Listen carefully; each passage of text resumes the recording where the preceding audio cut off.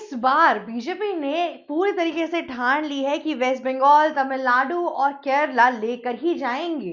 जी हाँ, इस बार अमित शाह की जैसे स्टेटमेंट्स आ रहे हैं, जिस हिसाब से वो वेस्ट बंगाल में अपनी गद्दी बनाने की पूरी कोशिश कर रहे हैं, और अब उन्होंने एक नया निशाना साधा है केरला के ऊपर। इस बार नगर पालिका के इलेक्शंस के तहत बीजेपी ने बहुत अच्छी और बहुमत से सरकार पाई थी, ऑलमोस्ट हर जगह पे जीत हासिल की। मैं आपको वो दिन याद दिलाना चाहती हूँ जब 2024 में लोकसभा इलेक्शन हुआ था, तब बीजेपी ने सिर्फ एक सीट जीती थी। पर निराश होने की इतनी कोई जरूरत नहीं है। आजादी के पहली बार कोई भी लोकसभा का इंसान पूरे केरला में जीता था, तो वो भी एक बड़ी चीज थी, और 11% से ऊपर वोट भी आए थे केरला के अंदर। लेकिन इस बार नगर पालिका के इलेक्शन जीत कर बीजेपी ने अपना परचम ऑलमोस्ट वहां पे लहरा दिया है। देखिए, केरला एक बहुत टिपिकल जगह है। केरला के अंदर मैक्सिमम ऑफ द टाइम आपकी दो पार्टी ज्यादातर लड़ती हैं। एक आपकी सीपीआईएम जो लेफ्टिस्ट है, वहां पे कम्युनिस्ट पार्टी वगैरह, और बाकी जो यूडीएफ वगैरह है वो सब लड़ती हैं। फिर एलडीएफ लड़ती हैं, साथ ही साथ कांग्रेस का वर्चस्व रहा है। पर बीजेपी का ऐसा जितना वर्चस्व नहीं रहा है। पर बीजेपी ने इस बार सोचा है कि ये आपकी सीपीआईएम जो कांग्रेस के साथ अलायंस में कभी बनती है नहीं, या कभी नहीं भी बनती है, लेकिन इनका ऑलमोस्ट साथ में चलता है मामला, तो उनको हटाकर बाकी जितनी भी पार्टीज है वहां पे उनके साथ दोस्ती बना लेनी चाहिए। इस बार उनके साथ अलाइज मिलाना चाहिए। और पता नहीं किस कॉन्फिडेंस में अमित शाह ने ये चीज साफ साफ सामने रखी है कि इस बार चाहे जो हो जाए, मुख्यमंत्री केरला के अंदर बीजेपी का ही बनेगा। जी हाँ, इसके बाद से सीपीआईएम के तो होश ही उड़े हुए हैं। उनको लग रहा है कि अरे यार, ये अमित शाह, लोगों को लग रहा है कि बहुत ज्यादा फेंक रहे हैं, पर किसी बेसिस पर ही फेंक रहे हैं, क्योंकि उन्होंने आंकड़े और संकलन करके बैठे हुए हैं। बीजेपी ने, अगर आप 2024 से 2025 तक देख लीजिए, जो इलेक्शन का पूरा टाइमलाइन रहा है, उसमें बीजेपी ने बहुत एक्सीलेंटली परफॉर्म किया है। चाहे किसी को आए ना आए इलेक्शन लड़ने, बीजेपी अपनी रणनीति और तैयारियां पहले कर लेती है। मैं आपको थोड़ा फ्लैशबैक में लेना चाहूंगी पिछले साल की, जब बिहार इलेक्शन हुआ नवंबर में।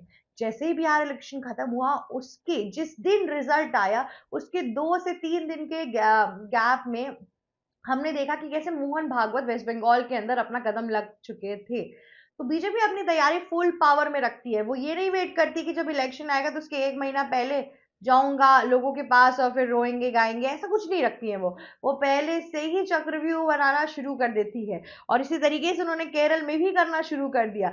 अब यहाँ पे जो सीट्स आ रही हैं, जिस हिसाब से उन्होंने पूरा अपना दिमाग लगाया हुआ है, इस बार बीजेपी केरल में सिर्फ और सिर्फ हिंदुओं का सपोर्ट नहीं लेगी, पर बल्कि लेगी क्रिश्चियंस का भी सपोर्ट। अब आप सोच रहे होंगे कि क्रिश्चियंस क्यों सपोर्ट करेंगे बीजेपी को? बीजेपी के आगे तो एक हिंदुत्व का एक पूरा का पूरा ब्रैकेट के अंदर नाम लिख जाता है, फिर क्यों क्रिश्चियन साथ देंगे बीजेपी का?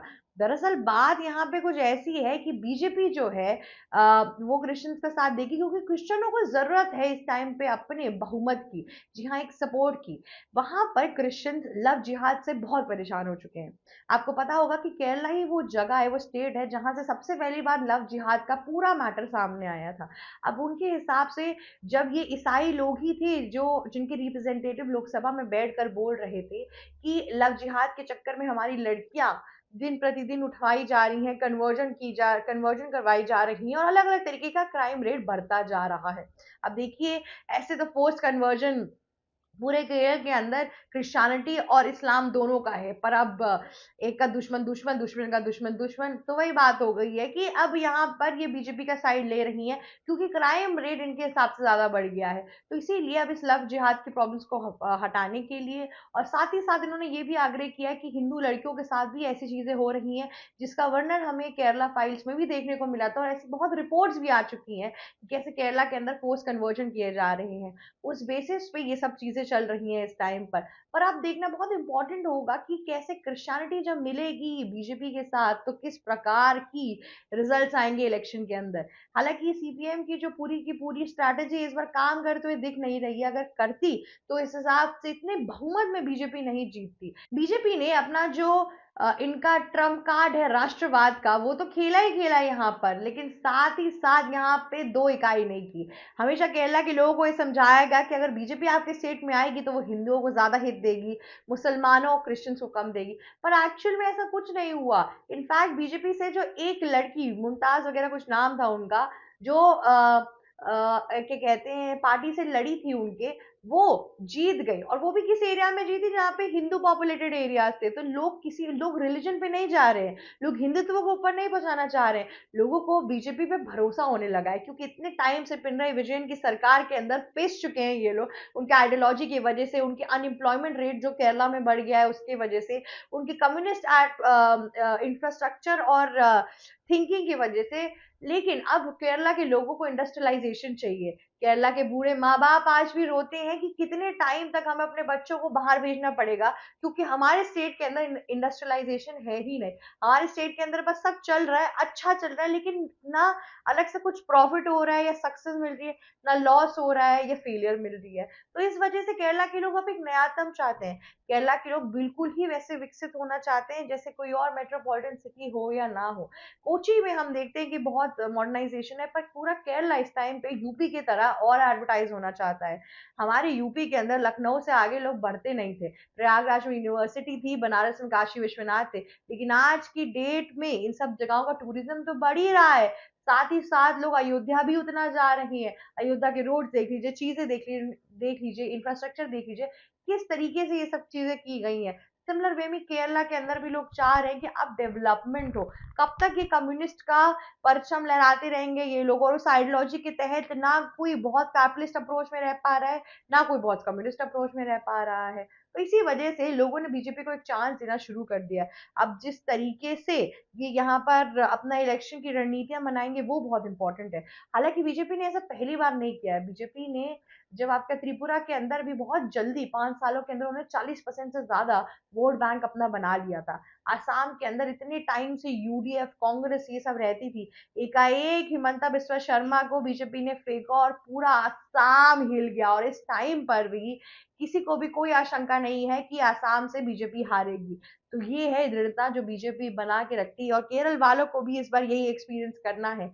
इसीलिए उन्होंने अपनी पार्टी को हटाकर, सदियों पुरानी प्रथाओं को हटा के इस बार बीजेपी को चुनना जरूरी समझा।